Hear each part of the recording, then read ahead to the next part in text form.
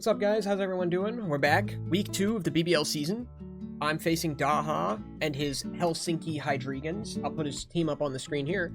Very scary sand team here, and while I was prepping, it became even more scary the more that I prepped. So I'll show you my team and exactly how I plan on dealing with it. I have Greninja with Battle Bond this time, because I think +1 outspeeds some adamant things in sand, so that could help a little bit if he decides to do that. Just 4 attacks here. I have Gunk Shot for Altaria and Chestnut, I'm pretty sure, are the main counters to this mon. And then Heavy Duty Boots. We're going to see how often I'm trying to counter webs here on this team. Now, next we have Mawile, just 4 attacks Mawile, the standard 4 attacks that you'd run. I feel like I definitely need some priority on this team in order to counter a lot of these fast mons that become even faster in the sand. So Sucker Punch helps deal with that, and then just 5 attacks. I mean, this thing is a beast. I can't not bring it in just about most matches. Next, we have defensive Gliscor. I know rocks are pretty valuable on this team, so I want to be able to get those up. Toxic for Latias, because it's one of the few things I can't hit with Earthquake.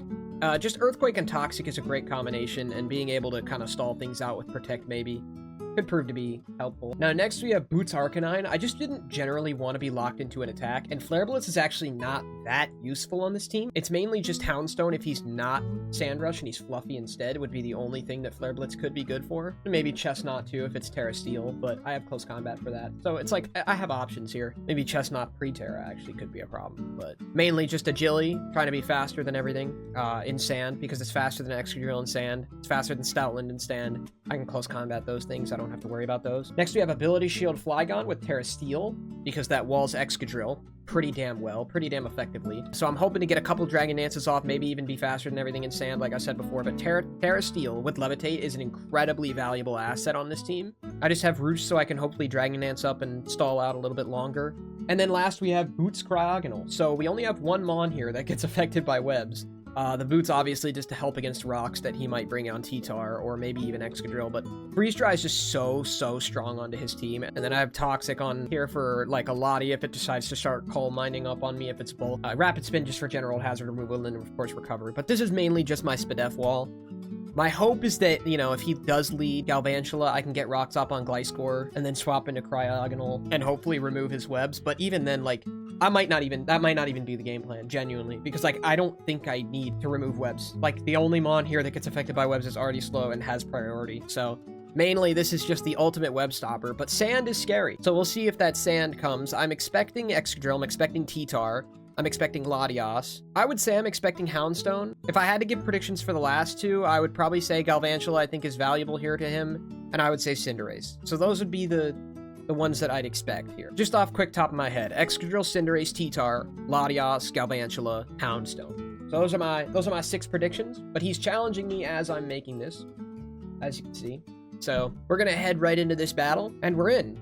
And quite a different team from what I expected. No Excadrill on a sand team is really interesting. I assume he expected the Flygon, and he didn't want to run Mold Breaker. Unfortunately, my Ability Shield is useless here, but Flygon doesn't absolutely need an item, so it should be okay anyway.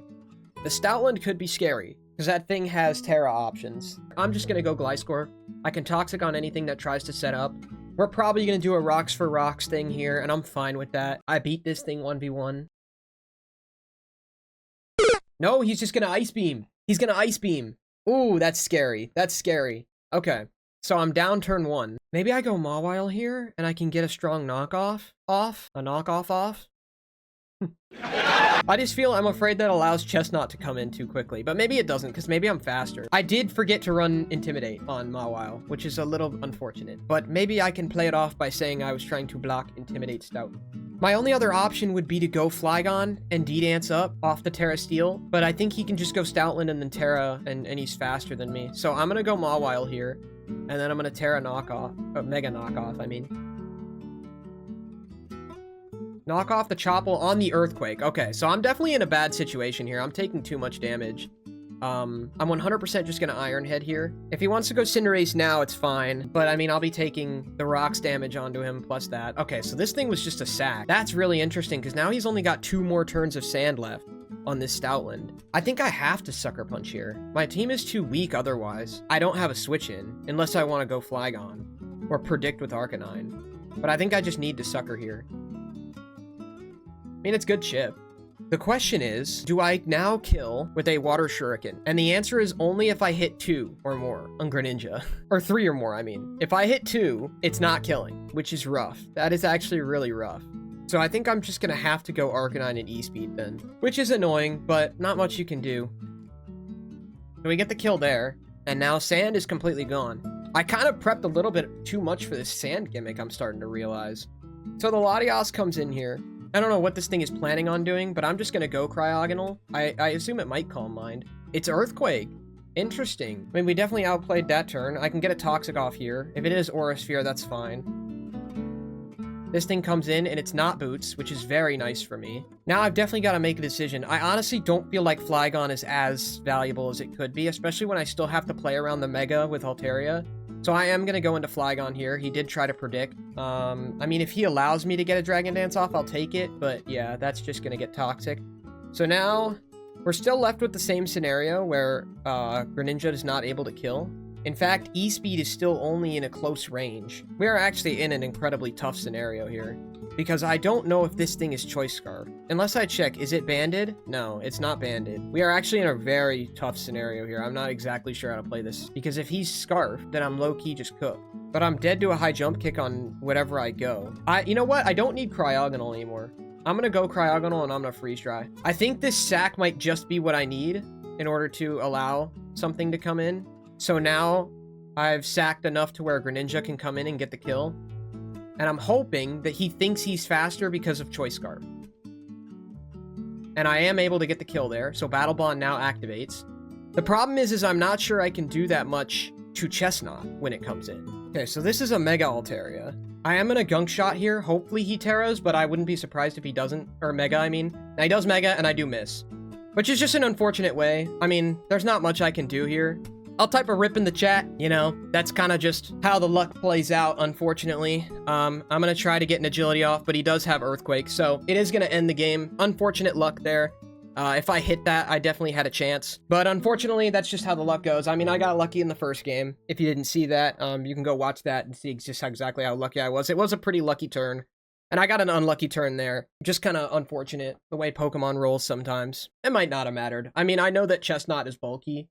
And it definitely could have Terra'd at any point, because his Stoutland never did. So, you know, I still would have had to play the right games. I would have had to make the right moves. But GG's to him. He built a great team. And I think I a little under-prepped for Cinderace, to be honest. And generally just played bad. I think I knock off kind of expecting T-Tar to swap out, and wasn't really thinking about how it's very likely that it has Earthquake, especially since it didn't just try to Stealth Rock me turn 1, it was probably 4 attacks. That's just how it goes. Maybe I should build my Gliscor to not get O-Code from full every single game. Who knows? Come in week 3. Week 3 spoilers. Gliscor doesn't get O-Code. But anyways, thanks for watching. That's about all I got to say on this match. Quick match, to be honest. 13 turns. Rough out for me, but we still start off 1-1. I still think playoffs are very gettable, and I'm definitely not out of it. So we'll hope to bounce back week 3, but I'll see you there. Thanks for watching. Peace out.